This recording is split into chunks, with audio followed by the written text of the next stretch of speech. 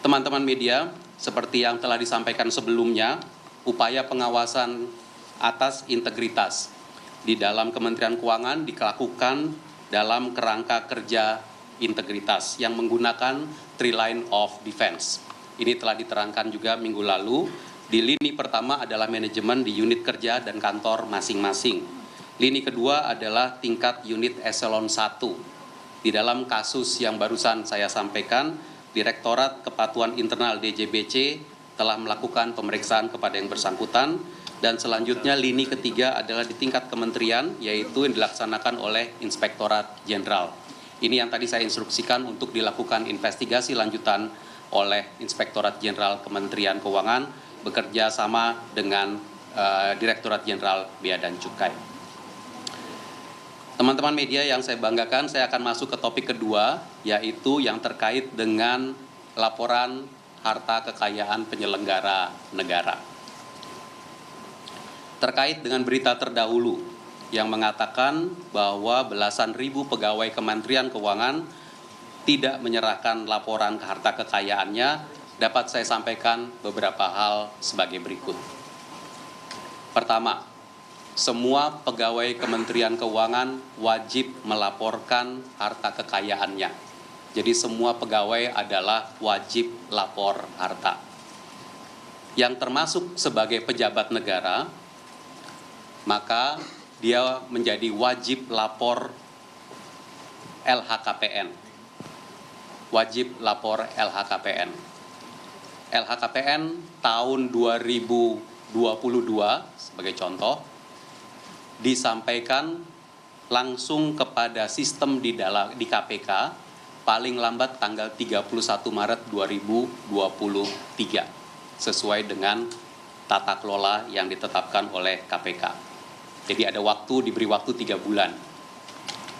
Namun untuk Kementerian Keuangan, kami mewajibkan kepada seluruh pegawai untuk memasukkan LHKPN paling lambat pada akhir Februari. Artinya deadline-nya adalah kemarin.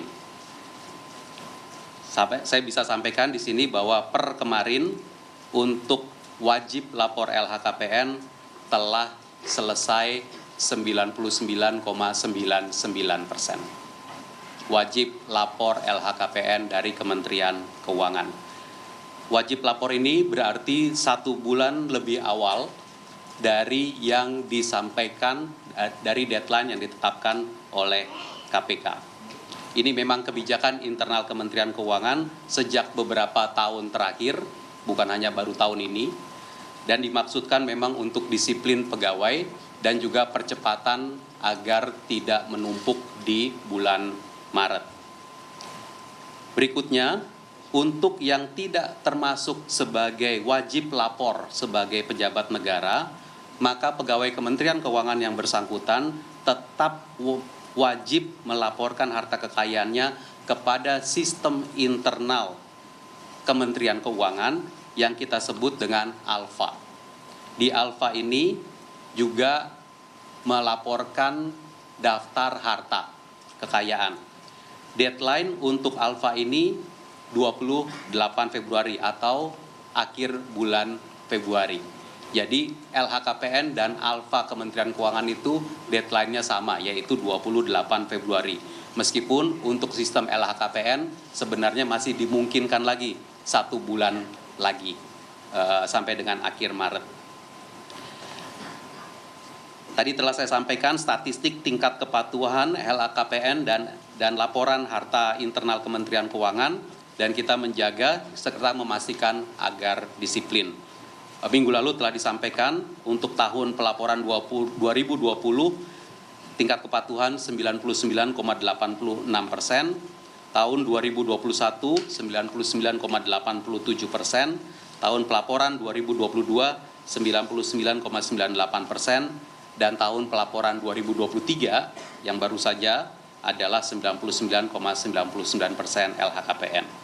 Bagi pegawai yang tidak melaporkan LHKPN dan LHK, dilakukan tindakan disiplin sesuai ketentuan. Apa itu? Menggunakan lagi sistem yang tadi saya sampaikan, three line of defense. Dipanggil oleh kepala kantornya, diberitahu, disuruh memperbaiki, kalau enggak dipanggil oleh unit kepatuhan internal di Direktorat Jenderalnya, kalau enggak dipanggil oleh Inspektorat Jenderal. Jadi dilakukan pemrosesan seperti itu.